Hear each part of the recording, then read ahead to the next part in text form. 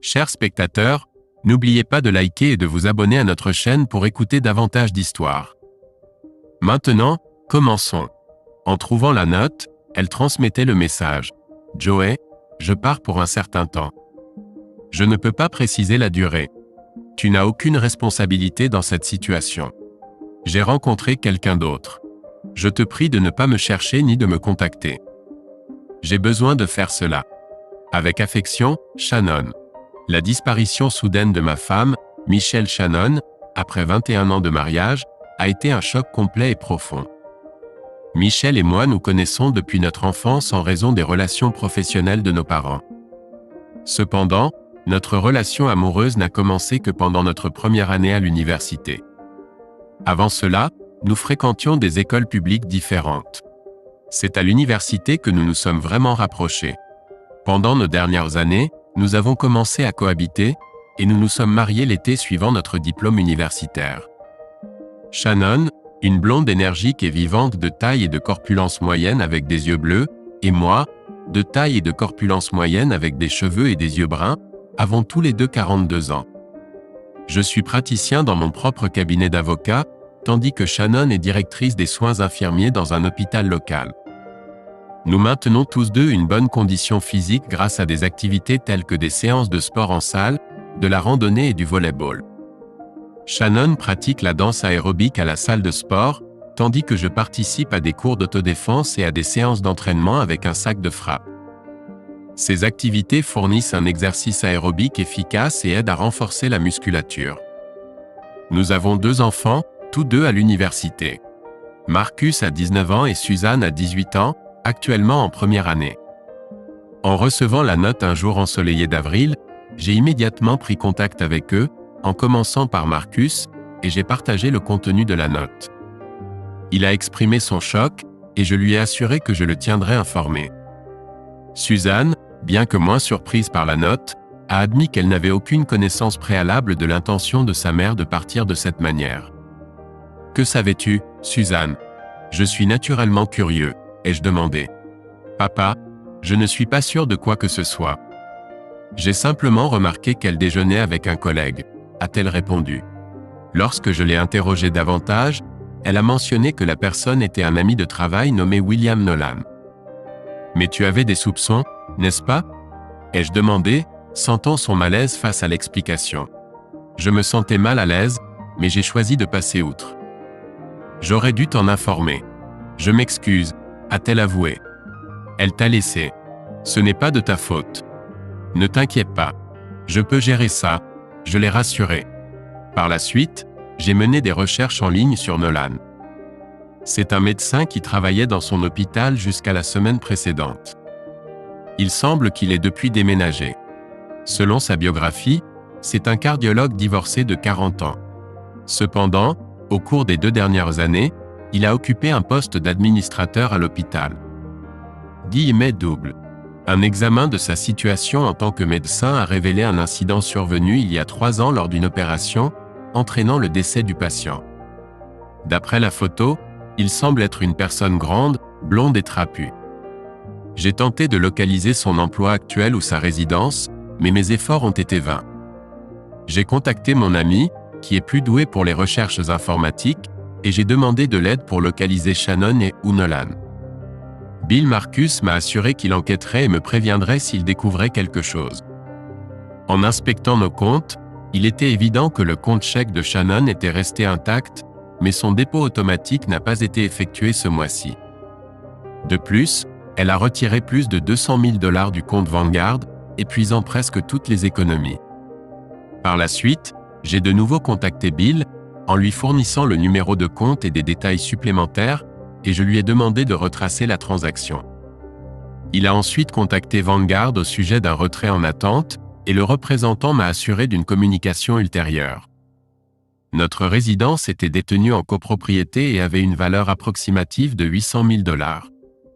Il est plausible qu'elle ait élaboré un plan, ou peut-être est-elle simplement une femme malhonnête engagée dans une liaison extra-conjugale. Je me suis rendu à la résidence de ses parents, située à environ 30 miles. Malgré le fait que ce soit un mercredi, les 2 véhicules étaient garés devant la maison. Mark et Sally Benton étaient des collègues de longue date de mes parents chez GMG Enterprises. Bien que leurs interactions avec ma famille aient diminué avec le temps, ils conversaient occasionnellement. Je n'avais aucune rancune envers aucun d'eux et je croyais qu'ils avaient bien élevé leur fille, jusqu'à aujourd'hui. Je savais que Shannon entretenait une relation étroite avec sa mère. Après avoir frappé, Mark m'a salué et m'a conduit dans la cuisine, où Sally était assise avec un verre d'eau. Mark a demandé « Bonjour, Sally. Qu'est-ce que tu sais que j'ignore ?» Sally a révélé qu'il, principalement elle, était au courant du chemin périlleux de Shannon et avait convenu de ne pas le divulguer avant qu'elle ait l'occasion d'en discuter avec moi. J'ai exprimé mon mécontentement face aux actions de Shannon et de son partenaire, et j'ai envisagé d'engager des poursuites judiciaires à moins qu'elle ne restitue une partie des fonds. Sally m'a déconseillé d'utiliser un tel langage et a indiqué qu'elle croyait qu'il était le futur époux de Shannon. J'ai remis en question la croyance de Sally et exprimé mes soupçons quant à son implication dans des actes répréhensibles sur le plan financier. Je l'avais rencontrée une fois lorsque Shannon l'avait amenée il y a environ un mois, mais elle n'avait pas révélé la nature de leur relation, le présentant simplement comme un collègue. Au final, je croyais qu'elle avait envie de le présenter à ses parents pour une raison inconnue. Je l'ai mise en garde plus tard, mais elle a visiblement ignoré mon avertissement. Savez-vous où elle est partie? On ne devrait pas te mêler à ça, Joe. Elle a peur de ta réaction négative. Sally, Mark, je la localiserai dans quelques jours. Et elle a tout à fait raison. J'aurai une réaction négative. À ce moment-là, mon téléphone portable a sonné. C'était Bill. Il m'a informé que Shelly et Nolan avaient obtenu des postes dans un hôpital à Pittsburgh. Nous avons trouvé un appartement près de l'hôpital. Shelly et Nolan ont un compte joint avec des fonds dessus. 200 000 $ n'ont pas encore été matérialisés. Bill soupçonnait qu'ils aient pu partir à l'étranger. S'ils l'ont fait, il pourrait toujours les retrouver, mais cela aurait un coût. Il me tiendra informé. Pendant la conversation, Mark et Sally m'ont observé. Ils m'ont vu noter les adresses de l'hôpital, de la banque et de l'appartement dans un carnet. Bill m'a également donné les numéros de téléphone portable des deux. Je ne les ai pas écrits. Je les ai simplement mémorisés. Je ne voulais pas qu'ils sachent que j'avais leur numéro. Sally a demandé, si elle souhaite revenir vers toi, l'accepteras-tu? Pourquoi même envisagerait-elle de le faire? On dirait qu'elle veut une rupture nette, sans contact. Je doute qu'elle revienne jamais, sauf pour des raisons financières. Je crois qu'elle voudra revenir, Joey. Mais quand? Je ne sais pas. Si elle revient maintenant et s'excuse, peut-être pourrions-nous chercher un conseiller conjugal. Plus elle reste loin, engagée dans une relation avec un autre homme, vivant avec lui en couple. Eh bien, tu comprends. Je ne veux pas que vous vous sépariez. Sally s'est mise à pleurer. Mark l'a réconfortée, et je leur ai dit au revoir et suis retourné à mon bureau. Alors que j'allais entrer, Bill a rappelé. Il m'a informé que Vanguard avait retardé le transfert de 200 000 $ par précaution contre la fraude potentielle. Il a dit qu'il ne libérerait pas les fonds maintenant, malgré le compte étant joint. Apparemment, il y avait des irrégularités dans la transaction. Je lui ai transmis ce qu'il m'avait informé quand je les ai contactés. Je les ai rappelés et souligné que le retrait était non autorisé. On m'a informé que le transfert était bloqué en raison de plusieurs anomalies dans la méthode utilisée. J'ai demandé à quelqu'un dans mon bureau de déposer rapidement une ordonnance de restriction temporaire contre Vanguard, ainsi que Nolan et Shannon. Il a passé environ 1 heure là-dessus. Je l'ai ensuite envoyé électroniquement. Cela devrait temporairement arrêter le vol. Une ordonnance de restriction temporaire est une injonction provisoire généralement accompagnée d'une demande d'injonction permanente. J'ai appelé ma famille en Oregon, où ils profitaient de leur retraite, et j'ai raconté les événements qui s'étaient déroulés. Leur réaction a été celle d'une grande surprise et empathie. Ensuite, je me suis installé et j'ai réfléchi à mes prochaines étapes et, plus importante encore, à mes désirs. Après quelques recherches rapides, j'ai découvert que l'adultère n'est pas considéré comme un crime en Pennsylvanie, mais est classé comme un délit en Virginie. J'ai pris note mentalement de cette information. J'ai décidé d'adopter ma stratégie habituelle pour aborder les problèmes difficiles. Demander conseil à mon mentor, l'oncle Jed.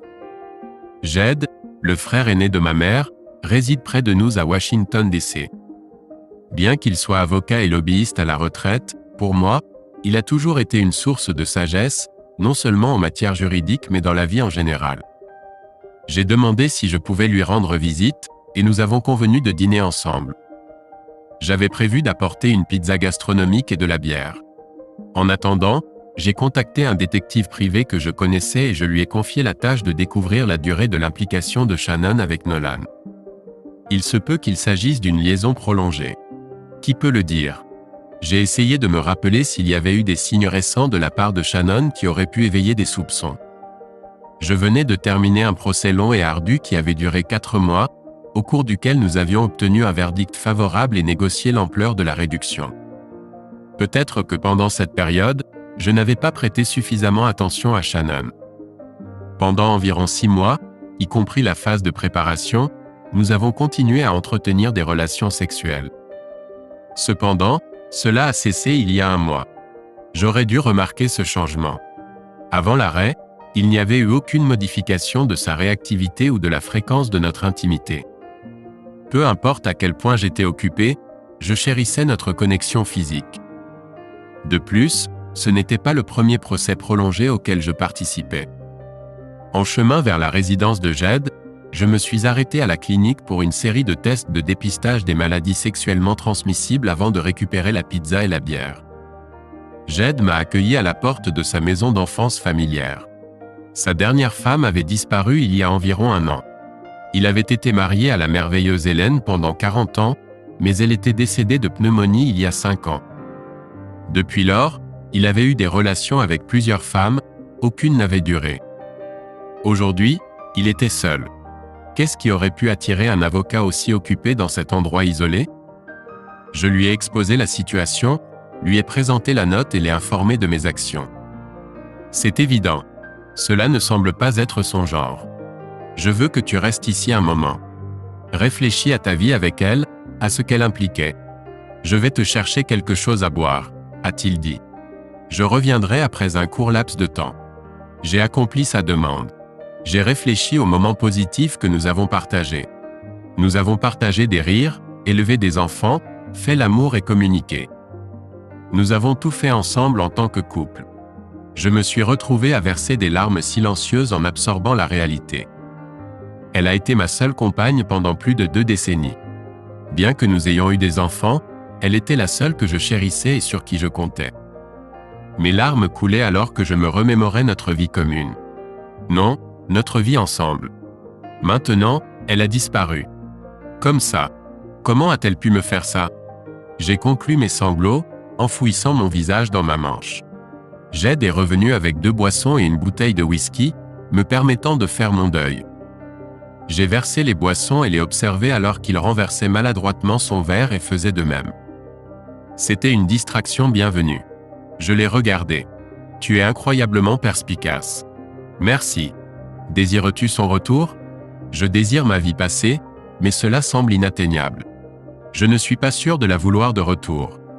Elle pourrait répéter ses actions, en supposant que je survive même à cette épreuve.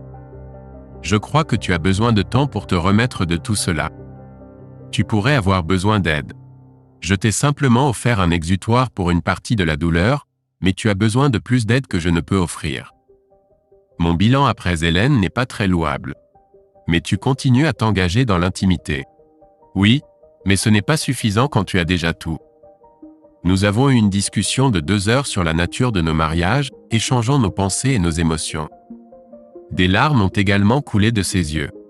Mais Hélène ne reviendra jamais. Shelly? Incertain.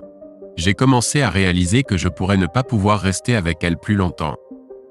Après notre longue conversation, j'ai été submergé par une intense montée de colère juste, faillissant presque m'effondrer.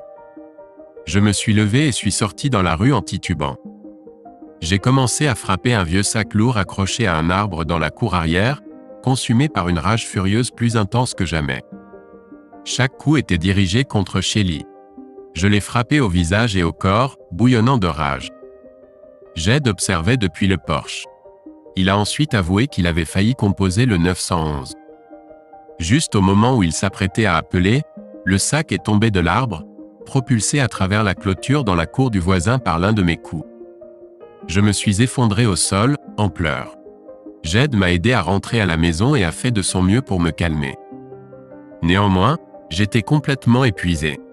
J'étais en pleine forme physique, mais je m'étais poussé au-delà de mes limites. Après un certain temps, dont je ne suis pas sûr, il m'a doucement posé sur le canapé et m'a couvert d'un peignoir exotique. J'ai somnolé toute la nuit. Ce matin, je me suis réveillé avec l'arôme alléchant du bacon et du café. Je me suis roulé hors du canapé et me suis levé avec instabilité, mais je me suis ensuite ressaisi, me sentant affamé. Nous avons savouré un repas de bacon, d'œufs et de pain grillé. Ensuite, je suis allé prendre une douche. J'ai enlevé mes vêtements et enfilé le survêtement que Jed m'avait prêté. Je me suis rasé, shampoing accent aigu et me suis ressourcé. Mes mains étaient enflammées et rouges. J'ai appliqué un antiseptique et les ai bandés, une compétence que Shelly, une infirmière, m'avait transmise. Tout mon corps me faisait mal. Il y avait une entaille au-dessus de son œil droit. J'ai utilisé un pansement papillon, ressemblant à quelqu'un qui avait été dans une altercation féroce et en était ressorti vaincu. Cela fait environ 24 heures depuis que j'ai lu la note. Jed a noté le nom de sa conseillère conjugale, Mary Stevens. Il a exprimé sa confiance qu'elle pourrait m'aider à retrouver mon calme. Il a mentionné que la thérapie conjugale ne nécessite pas nécessairement la participation des deux parties. J'ai accepté la carte, suis rentré chez moi, me suis habillé pour le travail et suis entré dans le bâtiment de bureau. Le personnel a remarqué mon apparence négligée, suscitant des regards interrogateurs. J'ai convoqué une réunion avec toute l'équipe. Nous sommes 12 employés, dont 4 avocats en plus de moi. J'ai raconté les événements et déclaré que je serais probablement absent du travail jusqu'à ce que la situation soit résolue. Nous avons convenu d'un avocat remplaçant pour certaines de mes apparitions. Je me suis assis dans mon bureau et, étonnamment, j'ai réussi à accomplir un peu de travail. J'ai déjeuné au bureau et j'ai travaillé assidûment toute la journée. À 17h30, je suis rentré chez moi. Shelly avait pris ses vêtements et autres affaires, mais la plupart de ses effets personnels étaient restés. Je suis allé chez Lowe's et j'ai acheté des boîtes et du ruban adhésif, puis j'ai systématiquement emballé tous ces effets dans ces boîtes. Vêtements, livres, albums photos, chaussures, tout ce qui était imaginable. J'ai tout rangé dans le garage, car la voiture de Shelly n'était pas là, laissant beaucoup d'espace. J'ai appelé Bill et lui ai informé que Shelly avait pris sa voiture. Ensuite, j'ai rassemblé toutes les photos de Shelly dans la maison et les ai jetées, cadre compris. J'ai réfléchi à l'état des choses. J'ai réchauffé de la nourriture au micro-ondes et je suis allé me coucher. Cependant, juste au moment où j'allais m'endormir, il m'est venu à l'esprit de vérifier notre ordinateur à la maison et son téléphone portable, qui était en charge. Son email sur l'ordinateur n'a donné aucun résultat. Le téléphone affichait des appels d'un numéro en Virginie remontant à environ 6 semaines jusqu'à aujourd'hui. Plusieurs messages textes ont été envoyés à Nolan, aussi connu sous le nom de Bill, et plus tard comme Billy. Ces messages organisaient des rendez-vous déjeuner et des réunions préalables au travail. Ils ne révélaient rien d'incriminant. Je me suis retiré pour la nuit. Pendant mon jour de congé, je suis retourné au travail. Ça avait marché pour moi la veille, et ça a marché à nouveau maintenant. Après le déjeuner, un détective privé a téléphoné. Il a mentionné qu'il était dans un endroit déjeuner fréquenté par des femmes du département de Shelly. Il a simplement écouté. Il n'est pas surprenant que la disparition du patron et du beau docteur soit devenue un sujet de conversation majeur. Même avant leur disparition, tous deux faisaient l'objet de spéculations intenses. Une femme prétendait les avoir vus quitter le motel pendant la journée, et une autre les a vus s'embrasser près d'un restaurant voisin. Dans l'ensemble, le personnel était convaincu qu'ils étaient amants. Un détective privé a découvert des documents de location pour des chambres de motel. Dans les semaines précédant le départ de Shelly, elle a loué une chambre pour une demi-journée 3 fois, payant en espèces. Il y a des copies de reçus. Il y avait des numéros de voiture. 2 fois la sienne, 1 fois pas la sienne. J'ai pensé que ça valait la peine d'examiner les finances de Nolan. Pourquoi n'a-t-il pas payé sa part? Alors, j'ai rappelé Bill. Il lui a fallu environ 2 heures pour déterminer qu'environ 10 mois avant leur déménagement, Nolan faisait face à de sérieuses difficultés financières. Il avait des dettes hypothécaires, de voitures et de cartes de crédit. Après le divorce, l'hôpital a prélevé des arriérés sur son salaire. Il ne payait pas de pension alimentaire. Il m'est apparu que de son côté, tout cela pourrait être une question d'argent, 200 000 $ pour être exact. Ça m'a fait de la peine pour Shelly. Environ 10 secondes. J'ai ensuite donné un coup de poing dans un fauteuil de bureau à proximité, le renversant et l'envoyant voler à travers le bureau. Mon assistante a passé la tête par la porte pour voir d'où venait le bruit. J'ai dû m'excuser auprès d'elle. J'ai appelé et pris rendez-vous avec un conseiller matrimonial. Puis, je suis descendu dans le couloir jusqu'au bureau du cabinet d'avocats en droit de la famille et j'ai demandé à voir Mildred Hoover. Mildred était la meilleure avocate en divorce de la région. Il s'est avéré qu'elle pouvait me voir et m'a immédiatement emmené dans son bureau. Je lui ai expliqué toute la situation. J'ai découvert que le procès était prévu pour lundi prochain et que Shelly avait reçu la convocation à son travail à Pittsburgh. Je n'avais pas besoin de Mildred pour ça. Ma société pouvait aussi le faire. Je lui ai demandé ce qui pourrait se passer dans un divorce. Elle a pris quelques données financières et a passé un certain temps sur l'ordinateur. Elle ne semble pas aller très bien. En raison de l'existence du contrat de mariage, votre cabinet d'avocat ne sera pas sujet à remboursement. Elle aura droit à la moitié de la valeur de la maison et à la moitié des biens acquis pendant le mariage, ce qui constitue probablement la majorité des biens. Parallèlement, elle aura suffisamment de moyens pour se sentir à l'aise. Laissez-moi y réfléchir. Nous observerons l'issue de l'audience de l'ordonnance de protection temporaire. Cependant, assurez-vous que vos documents sont prêts, en particulier concernant l'adultère et d'autres questions. Ce soir-là, je me suis fait plaisir avec une pizza au micro-ondes et j'ai entrepris une longue course. Vers 21h30, j'ai appelé Suzanne. Elle a répondu juste au moment où elle s'apprêtait à laisser l'appel passer sur la messagerie vocale. « Bonjour, papa. Comment vas-tu ? Je vais bien. Je voulais juste vérifier si j'avais reçu une communication de ta mère. » Eh bien, il y en a une, mais j'ai promis de ne pas la divulguer. Elle prétend que tu essaies de l'impliquer, elle et Nolan, dans une situation délicate. Elle devrait soit être présente au tribunal, soit avoir une représentation légale lundi. Elle est bouleversée. Que se passe-t-il, papa ? Une somme d'argent substantielle. Quelqu'un a tenté de la retirer de notre compte d'investissement commun. J'ai intenté un procès pour empêcher cela afin que nous puissions régler cela. Il semble que ta mère n'en était peut-être pas consciente. Je n'en suis pas tout à fait sûr. Est-elle en sécurité avec cet homme ? Elle avait l'air troublée.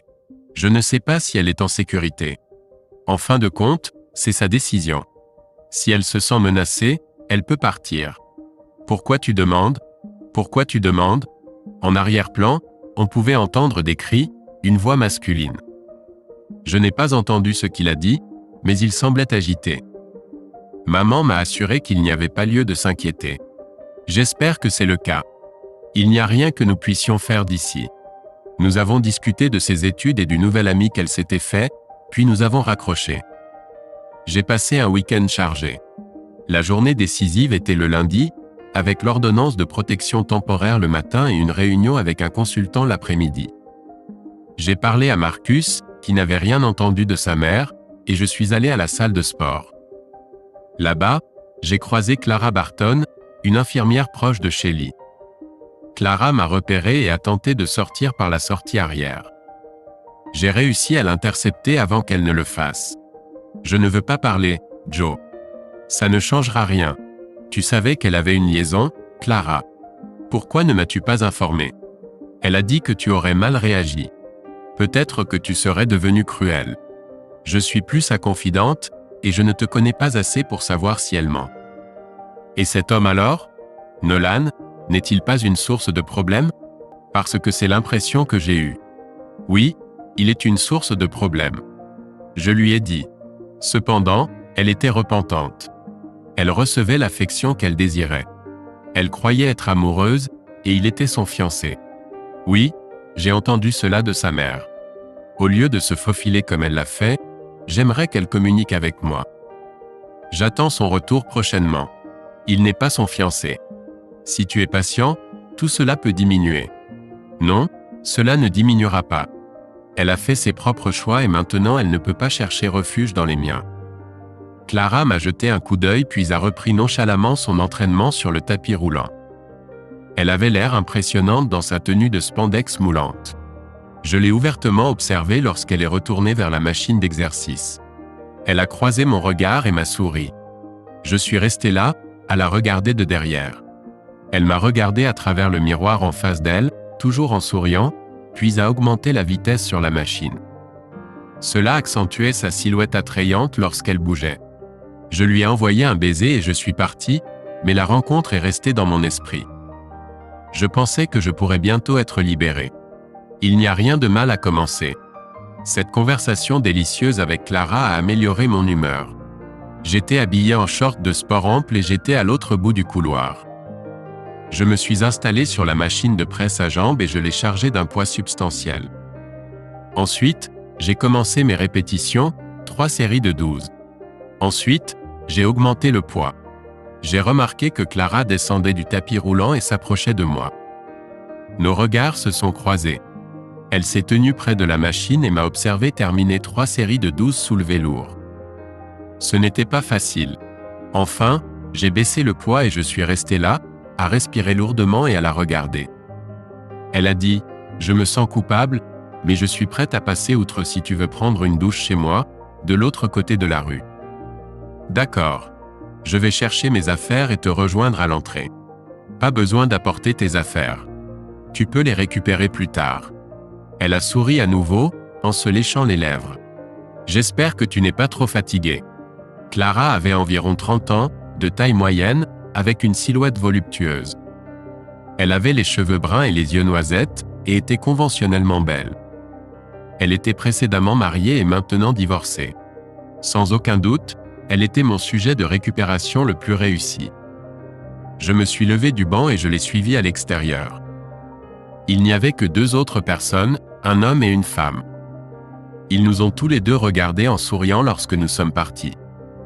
Nous avons tous les 4 souri. Clara m'a conduit de l'autre côté de la rue jusqu'à un immeuble résidentiel et nous sommes montés les escaliers jusqu'au 2e étage. La vue pendant notre ascension était à couper le souffle, avec elle qui se balançait et riait de manière séduisante. En ouvrant la porte, elle s'est gracieusement écartée pour me laisser entrer. Balayant rapidement l'appartement, elle m'a surpris par derrière, me guidant vers elle et relevant mon visage. Je l'ai embrassée, et en retour, elle m'a embrassé avec la plus grande passion que j'ai jamais connue. Je me suis assoupi un moment, et elle m'a réveillé, me demandant de rassembler mes affaires et de prendre une douche. En partant, la femme qui était là avant m'a lancé un sourire complice.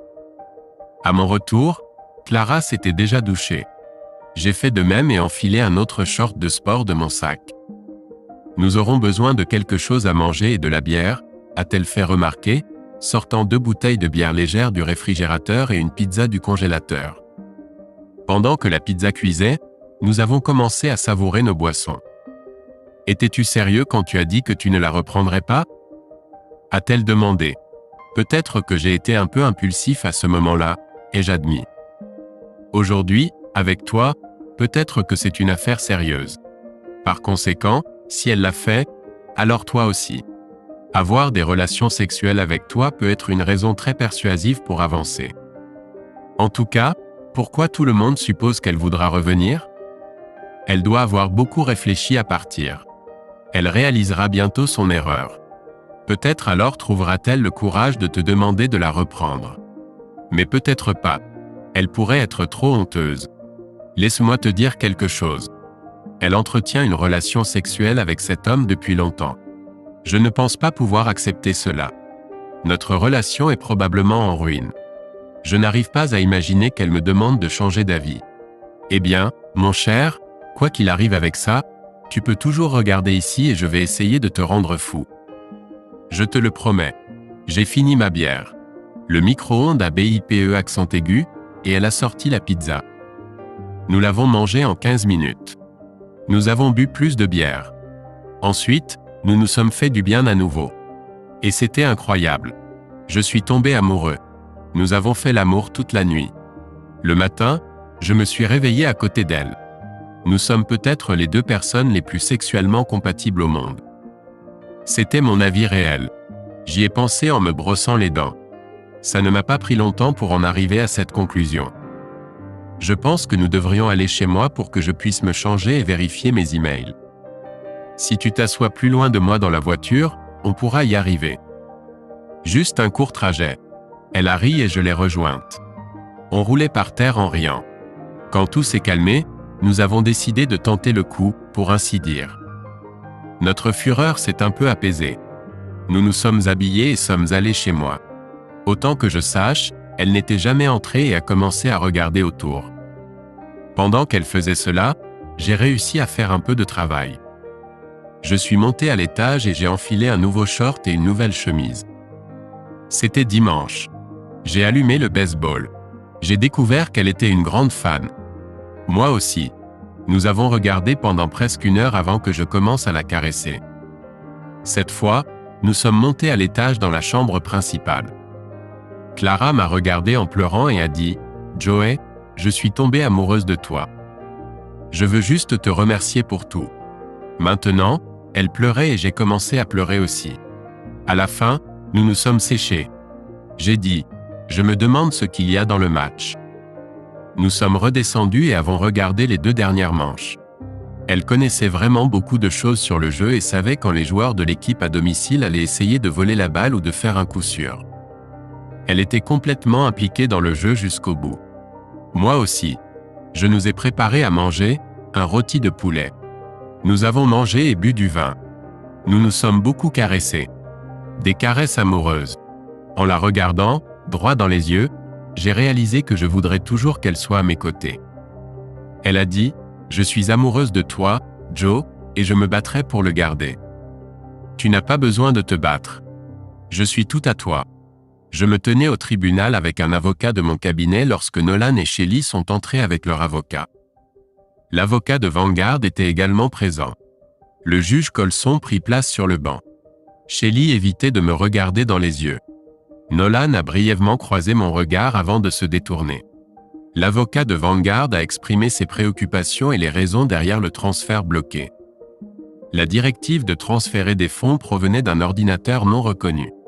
Cela a été consulté à 3.0 LAM. La vérification de l'email a également été retracée jusqu'à cet ordinateur, qui n'avait jamais été utilisé pour ce compte auparavant. De plus, le compte désigné n'appartenait ni à Madame ni à Monsieur Mason. L'algorithme du cabinet a empêché le transfert et les fonds ont été gelés jusqu'à ce que les 2 titulaires de compte soient informés.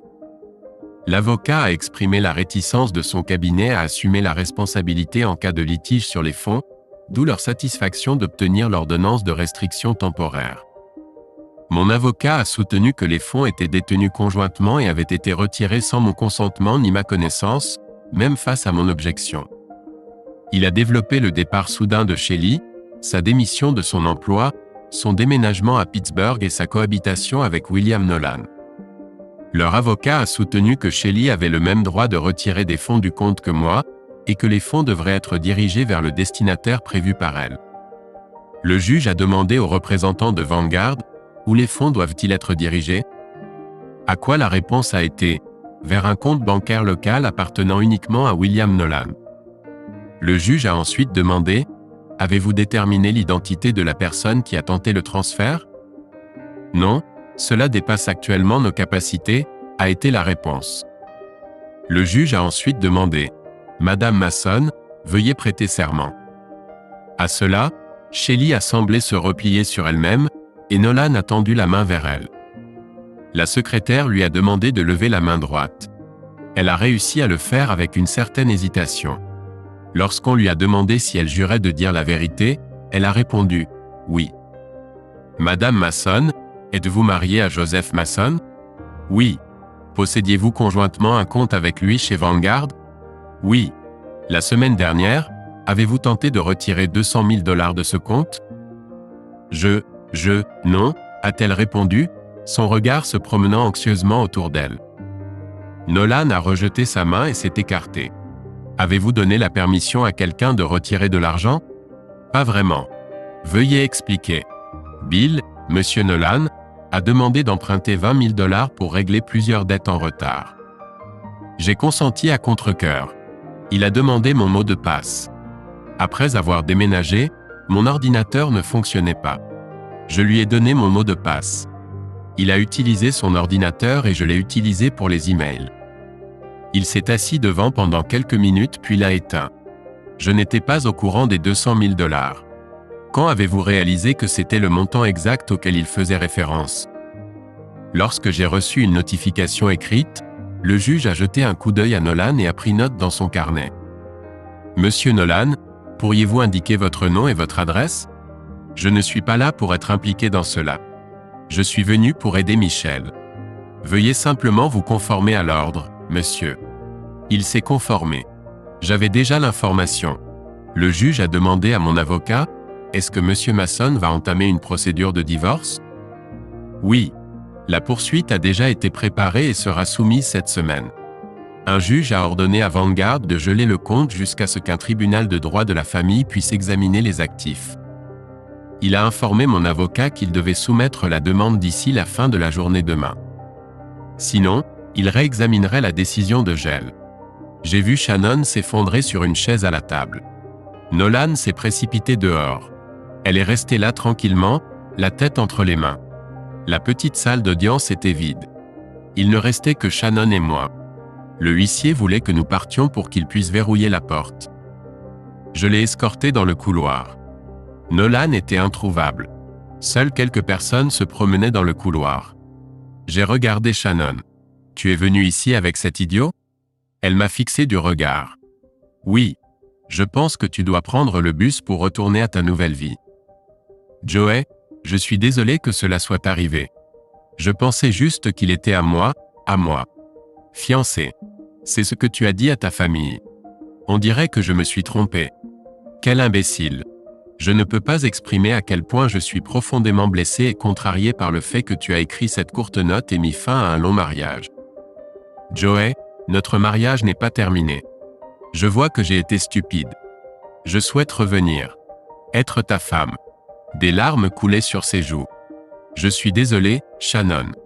C'est au-delà de mon contrôle. Tu as eu une liaison avec ce crétin pendant des mois dans mon dos. Elle s'est enfuie sans même me parler. Elle a vécu avec lui comme s'il était son mari. Eh bien, tu dois prendre le mauvais avec le bon. Ne pourrions-nous pas aller quelque part de plus privé? Et les enfants? Ils ne sont pas heureux avec toi et tu le sais. As-tu une véritable raison pour laquelle tu m'as rejeté si cruellement, comme un mouchoir usagé?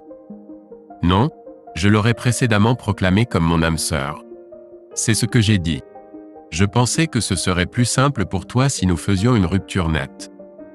Cependant, je ne peux actuellement expliquer pourquoi j'ai agi si bêtement.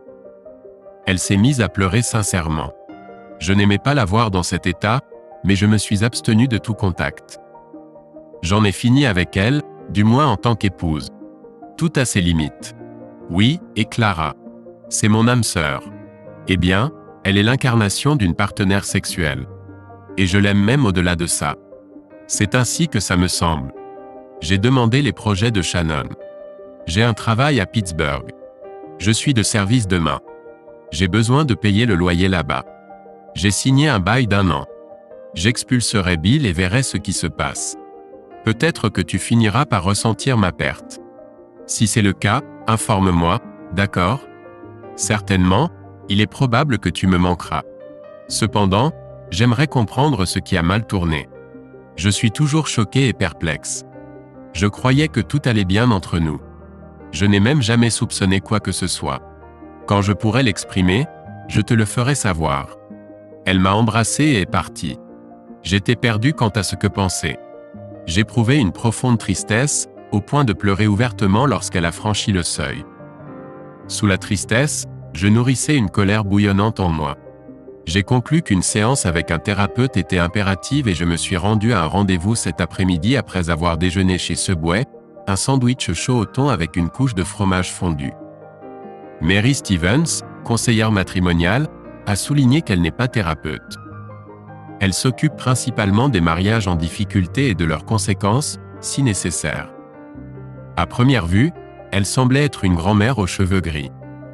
Cependant, en traversant le bureau pour me serrer la main, elle se déplaçait avec une grâce athlétique. Son sourire était chaleureux et sincère. Je l'ai immédiatement apprécié. « Pourquoi êtes-vous ici, Monsieur Mason ? Appelez-moi Joe, s'il vous plaît. » Ma femme m'a quitté brusquement.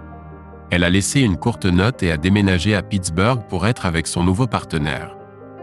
Auparavant, elle avait été avec lui pendant environ un mois. J'étais complètement préoccupé au début, puis j'ai parlé de la séance avec Jed et des séances suivantes avec le sac de frappe. J'ai mentionné que j'étais brisé et ensuite je suis devenu en colère. Maintenant je ressens les deux. Simultanément. Je crois que tu as rapidement traversé plusieurs étapes qui surviennent lorsque les mariages touchent à leur fin. Dépression, tristesse, colère. En général, elles peuvent alterner pendant un certain temps. Comment vous sentez-vous actuellement ? Je suis plutôt perplexe. J'étais à la salle de sport, en train de soulever des poids, peut-être comme moyen de libérer une colère refoulée. Étonnamment, j'ai croisé un visage familier, Clara Barton, une infirmière que je connaissais grâce à Shannon. Je l'ai confrontée au sujet de l'implication de Shannon avec un certain médecin au travail, et bien qu'elle ait initialement hésité, elle a révélé quelques informations. Plus tard, je me suis retrouvé captivé par sa présence alors qu'elle faisait du tapis roulant en spandex. Nos regards se sont croisés dans le miroir, et avant que je m'en rende compte, nous étions pris dans une rencontre passionnée dans son appartement de l'autre côté de la rue. Cette liaison inattendue persiste depuis plusieurs jours, ce qui rend difficile pour moi de me concentrer sur l'audience d'aujourd'hui. Mary Stevens, initialement surprise, a fini par afficher un sourire complice, que j'ai toujours adoré.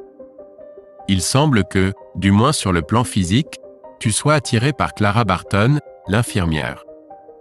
Elle semblait sur le point d'éclater de rire, et une lueur est apparue dans ses yeux lorsqu'elle a demandé l'origine de son nom de famille, Barton, et comment elle, en tant que femme, en était venue à le porter tout en poursuivant une carrière en soins infirmiers. Malheureusement, je n'ai pas abordé ce sujet avec elle, mais j'ai l'intention de le faire lorsque l'occasion se présentera. Jusqu'à présent, nos conversations ont été limitées. Je suis tenté de chercher des éclaircissements supplémentaires, mais ce serait inapproprié. Elle a incliné la tête d'une manière particulière alors que nous étions assis face à face de l'autre côté de la table. Alors qu'elle croisait les jambes et souriait, j'ai senti une réaction s'éveiller en moi.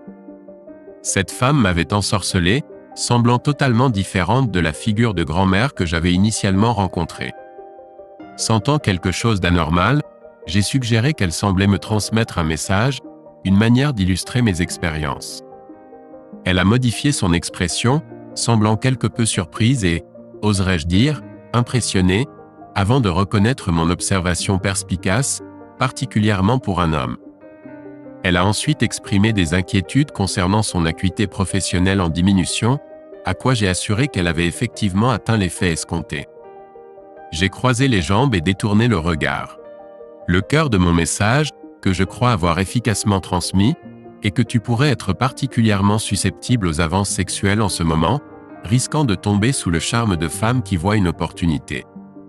Je n'insinue pas que les sentiments de Clara pour toi sont insincères, ni que ta réciprocité est fallacieuse, bien que quelque peu unilatérale. Néanmoins, je crois qu'il serait bénéfique pour toi d'engager des conversations plus significatives avec elle lorsque l'occasion se présentera. Je suis sûr qu'on trouvera le temps, Mary. Elle a même éclaté de rire. Tu es un penseur rapide, Joe. Je te comprends. Clara a dit qu'elle m'a toujours trouvé attirant mais comme un fruit défendu. Eh bien, Joe, je ne veux pas gâcher notre relation. Oui, et je ne peux pas. Cependant, je veux dire que ce que tu as décrit va au-delà de ce qui pourrait être typique pour des relations sexuelles en dehors du mariage. Il est tout à fait possible que tout soit réel et depuis longtemps. Il y a eu des cas documentés de compatibilité sexuelle extrême.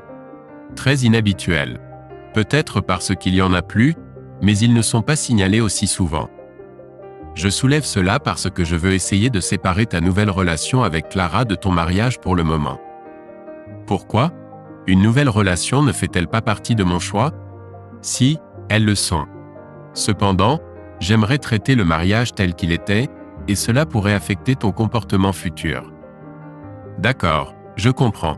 Eh bien, nous avions, selon moi, un bon et solide mariage. Je l'aimais. Je pensais qu'elle m'aimait aussi. Nous avons élevé nos enfants et ne nous sommes pas souvent disputés. Parfois, et je suis avocat plaidant, parfois j'ai travaillé très dur, mais j'ai toujours trouvé du temps pour notre relation, au moins pour le sexe. Et avant qu'elle ne parte, un long procès venait de se terminer, environ un mois sans sexe, ni pour moi ni pour elle. Elle l'a eu ailleurs, et je n'ai même pas remarqué. Ma faute. Donc, la plus jeune fille de Shelly, sa seule fille, part à l'université. Tu étais très occupée, et elle se sentait probablement vieille. Peut-être que c'est arrivé. Peut-être. Mais elle aurait dû me parler de ça. Elle ne l'a pas fait. J'ai juste décidé d'épouser quelqu'un d'autre, un vrai connard, voleur, idiot. Que ferais-tu si elle te disait qu'elle se sent perdue? Ou qu'elle est tentée? Ou pire, qu'elle a cédé à la tentation? Dans les deux premiers cas, j'essaierais d'aider. Peut-être que je viendrais te voir. Et si elle avait déjà eu des relations sexuelles avec lui, alors c'est trop tard, je pense. Donc, après avoir trompé, tu ne pourras pas rester. Pour moi, c'est très important. J'ai tenu ma promesse. Eh bien, jusqu'à ce qu'elle me quitte. Mais c'est une ligne assez dure, non? Et si c'était juste une soirée arrosée? Même chose. Ou peut-être pas, selon ce qu'elle a fait quand elle était ivre. Dans tous les cas, à quoi servent toutes ces hypothèses? Dans la vraie vie, elle a fait ce qu'elle a fait, et c'est complètement inacceptable. D'accord. J'aimerais continuer cela. La semaine prochaine? Certainement. Tu es une femme très intéressante, complètement inattendue. Je serais ravi de te revoir. C'est-à-dire, si tu n'es pas trop fatigué, sourit-elle. Nous fixons un rendez-vous. Comme il était déjà 4 heures, j'ai décidé de rentrer chez moi. Quand il est arrivé, Clara était assise sur le porche en train de lire. On n'a pas beaucoup parlé. On s'est juste dit bonjour. Ensuite, on s'est allongé dans le lit pendant 90 minutes. Ensuite, on a préparé à manger, des pommes de terre frites, des oignons nouveaux, de l'agneau haché, des épices chaudes. Le goût était super. J'ai parlé à Clara de l'audience. J'aimerais parler si ça ne te dérange pas. Pour cuisiner et dîner, elle portait un short, mais pas de haut. D'accord. Juste une seconde. Clara a pris le t-shirt et l'a mis. Merci. Peut-être qu'on pourra trouver du temps. On est rassasié et habillé. Peut-être. Elle a dit, je pense que c'est un sujet sérieux. À propos de quoi? Je suis allé voir un psychothérapeute aujourd'hui. Après l'audience, je lui ai parlé de ce qu'on a vécu ensemble et comment ça a continué à grandir. Elle a appelé ça une hypercompatibilité sexuelle. Je pense que ça signifie qu'on est obsédé sexuellement l'un par l'autre. Elle a dit que ça pourrait être une guérison pour moi, mais elle n'y croit pas vraiment. J'avoue, j'étais curieux de savoir comment on peut continuer comme ça. Je suis sûr, absolument sûr. C'est étrange. J'ai besoin de prendre une décision à propos de Shannon, du divorce, de tout ça. Elle est retournée à Pittsburgh, mais pas à l'abruti. Elle a dit qu'elle avait un loyer et du travail. C'était après que je lui ai dit que c'était fini entre nous. On dirait qu'elle cherche quelque chose à Pittsburgh. Je ne sais pas. Je peux seulement dire que si ce que nous avons est réel, je ne renoncerai pas. Mais ça ne fait pas longtemps que j'étais dans un prétendu mariage heureux. Je suis désorienté. Avant de prendre des décisions définitives, je veux te connaître. D'une manière non biblique. Ça semble être un plan. Qu'aimerais-tu savoir? Tout. Clara a parlé de son éducation de banlieue, de l'université et de ses relations là-bas. Ils se sont séparés après l'université. Elle a obtenu son diplôme d'infirmière, a trouvé un emploi ici, a rencontré et épousé un médecin. Il était gynécologue. J'étais heureuse de notre vie. Mais il m'a changé. J'ai eu une liaison avec une femme de notre région et je n'ai pas été assez prudente. Il l'a découvert et je lui ai dit. Il s'est excusé et a demandé pardon. J'ai décidé de sauver le mariage. C'était une erreur. Environ 1 an plus tard, il a recommencé. J'ai reçu une bonne somme dans le divorce. Il a transféré son cabinet à New York. Je ne l'ai pas revu depuis. Cela fait 5 ans. J'avais été impliqué dans plusieurs brèves relations amoureuses. L'année dernière, j'ai eu une relation de type ami avec avantage, jusqu'à ce qu'il déménage en Thaïlande. As-tu envisagé l'idée de voyager à l'étranger? Non, je n'ai pas. Depuis combien de temps ne nous étions-nous pas croisés à la salle de sport? Près d'1 mois. Ce n'était pas particulièrement satisfaisant. Cependant, je possède un vibromasseur. Eh bien, maintenant tu as ma compagnie. Je me suis penché et je l'ai embrassé. Je ne voulais pas interrompre la conversation, mais il s'est interrompu lui-même.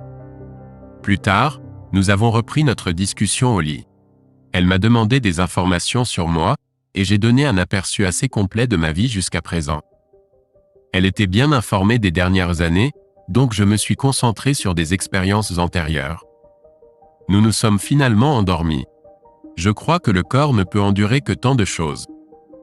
Les jours suivants, nos activités intimes ont continué, bien que moins fréquemment. J'ai rendu visite à Mary Stevens à nouveau. Elle m'a demandé s'il y avait une nouvelle relation amoureuse. J'ai mentionné que bien que l'aspect physique soit agréable, ce n'était pas constant. Il a également mentionné que Clara a une passion profonde pour le baseball et possède une connaissance approfondie à ce sujet. Nous avons raconté des histoires de nos vies passées. J'ai exprimé ma conviction qu'il faudrait beaucoup de temps pour vraiment comprendre Clara, mais j'ai aussi exprimé ma volonté de faire l'effort. Nous avons ensuite entamé une discussion plus détaillée sur mon mariage. Mary a suggéré que j'aurais besoin de temps pour traiter mes émotions par rapport aux événements. Elle m'a ensuite demandé ce que je ressentais pour le Dr Nolan. J'ai réalisé que je n'y avais pas prêté beaucoup d'attention. Son action a provoqué ma colère. Mes sentiments peuvent se résumer en 3 mots: fini et disséqué. Elle a souri. J'ai toujours aimé cette phrase, mais c'est assez brutal. Cependant, c'est ainsi que je me sens actuellement. Le concept d'être fini et disséqué a un certain attrait. Je crois que cela a été initialement réalisé sur un individu vivant. Oh, oui. Je suis curieux de savoir comment tu as acquis une telle connaissance. Nous ne parlons pas de moi. Je suis une personne ordinaire avec des émotions sans rapport avec cela. Elle a continué de sourire. Tu sais, si ce n'était pas à cause de Clara, je t'aurais demandé de sortir avec moi. Je comprends que tu l'as fait intentionnellement comme démonstration, mais c'était très efficace. Juste pour que tu saches, je crois vraiment que tu l'as fait. Oui, j'ai toujours eu un talent pour cela. Si tu n'étais pas mon patient, je l'aurais utilisé sur toi. Mais maintenant c'est interdit. Notre séance s'est terminée, mais j'en ai programmé une autre pour dans 2 semaines. J'ai demandé à Shelly d'entamer la procédure de divorce. Elle avait une représentation légale, et le divorce s'est déroulé sans accroc car il n'y avait pas d'enfants mineurs impliqués. Cela a pris environ 8 mois. Shelly résidait toujours à Pittsburgh. Je conversais occasionnellement avec elle au téléphone. Elle a dit qu'elle allait à des rendez-vous, et je lui ai parlé de Clara. Shelly a cédé quand je l'ai mentionné. Cette fille t'a toujours voulu. Je l'ai vue. Je suis tellement idiot. Il y avait de la vapeur qui s'échappait d'elle. Quant à Clara, elle a emménagé chez moi. J'ai racheté la part de Shelly. Notre compatibilité sexuelle est revenue à la normale. Je lui ai dit que je l'aimais et que je voulais que notre relation continue. Je n'ai pas besoin de mariage. J'ai déjà été brûlé. Clara n'avait pas d'enfant, mais elle en voulait. Au moins un. Nous en avons discuté. Elle a 37 ans. J'ai traité tout cela comme inhibé. Un jour, elle m'a dit qu'elle avait arrêté de prendre sa pilule. Elle savait qu'il y avait un conflit en moi. Mais après avoir arrêté de prendre la pilule, elle m'a juste baisé jusqu'à ce que je cède. Et j'étais plus heureux que jamais quand elle a annoncé qu'elle était enceinte. Je savais qu'elle était enceinte, et cela rendait le sexe encore plus excitant pour nous deux. Je n'aurais jamais cru que cela était possible. Quelques jours après que Clara et moi nous soyons mariés au bureau d'un juge que je connaissais bien, notre fille Linda est née. Ses parents, mes enfants, tout le monde était là. Shelly s'est remariée avec un pédiatre de Pittsburgh qu'elle a rencontré lors d'une convention à Dallas. Comme ça. J'espère qu'elle est heureuse. Elle a fait une erreur stupide et je lui en veux toujours pour ça. Mais tout s'est très bien passé pour moi. Comment pourrais-je nourrir de la rancœur en moi? Eh bien, peut-être un peu. Quant à Nolan, je ne lui ai rien fait. Il a tout fait lui-même. Je sais qu'il a fait faillite, que sa licence a été révoquée, et qu'il travaille dans une station-service à Johnston, en Pennsylvanie. Clara et moi avons 2 enfants, Linda et Stephen, en l'honneur de son père, un type formidable. La compatibilité n'a jamais cessé. Jusqu'à présent. Et maintenant, je crois qu'elle ne cessera jamais.